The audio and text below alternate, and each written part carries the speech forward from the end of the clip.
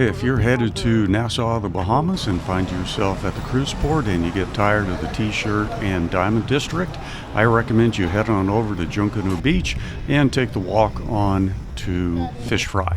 Now, I've covered that in another video. This video is going to show you an alternative where you can tap up and take about a 5-6 minute walk and see Fort Charlotte. It's kind of hard to see from the road, but it is right next to Fish Fry. So let's take a map. There's a cruise port, Junkanoo Beach, and Fish Fry. And there's Fort Charlotte. All right, the walk along the Bay Street is about 1 mile, takes about 25 minutes, but there's a cutoff. It only takes about 5-6 minutes, 350 yards, and you can be up at Fort Charlotte. And here's a sign for it. Not very obvious, but it is there.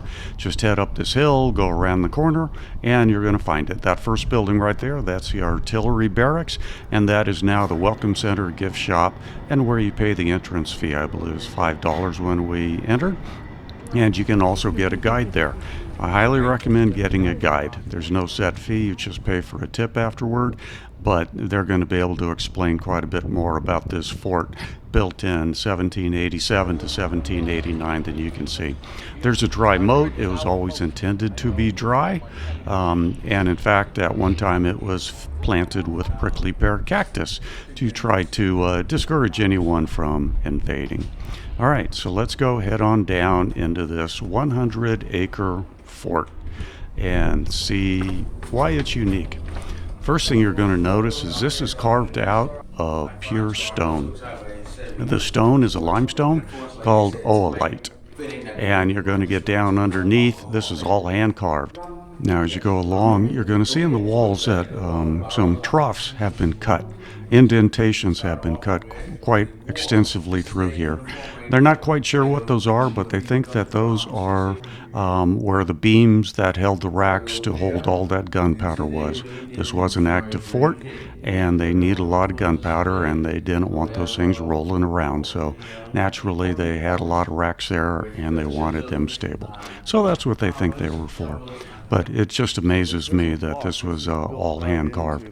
And one of the unique things here is this is a fort that was actually built on its own quarry. So as they hand dug the rock out from this to form the underground chambers, they then used that rock to form the casements upstairs and the archways, the bricks for the archways. Quite fascinating. I don't think I've ever seen another fort built on its own quarry. They give you a good description of how they did it. It began by digging a trench about 18 inches wide and a foot deep. And then after they built that, they would cross hatch it and then come along and saw the rock out. And then they would use pry bars and wedges to actually get it out. What's unique about oolite is that when it's wet, it's actually very soft and malleable. But once it's exposed to sunlight and it dries, it is hard as flint. Now there is the air hole. That was basically the major ventilation shaft for this entire underground area, which resulted in a lot of sickness and disease. This was the well. It eventually got down to about 100 feet, but it was not well reinforced, and they believe that it eventually filled in with rubble. Keep walking along. There's the vent shaft now as we're looking at it from above, as we're about to head up to the top. And it's a beautiful area up top. They have more displays up there. Some of them have been kind of bleached out by the sun, but most of them are still quite legible and informative.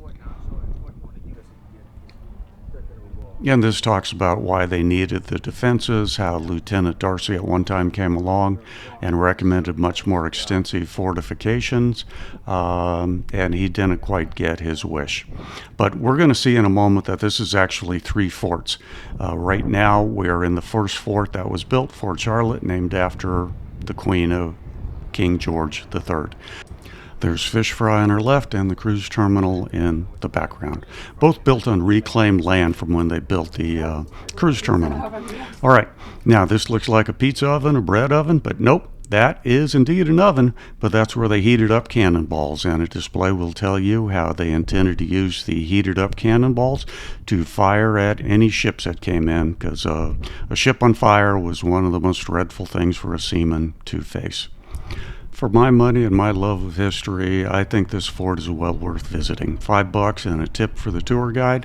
Yeah, it's worth it. It's a good chance to break up the walk between Junkanoo Beach and Fish Fry.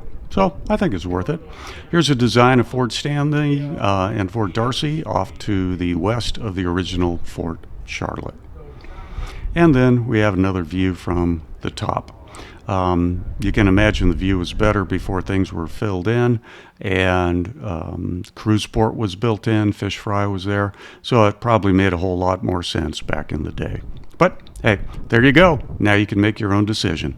Thanks for watching. As always, I am enjoying retirement.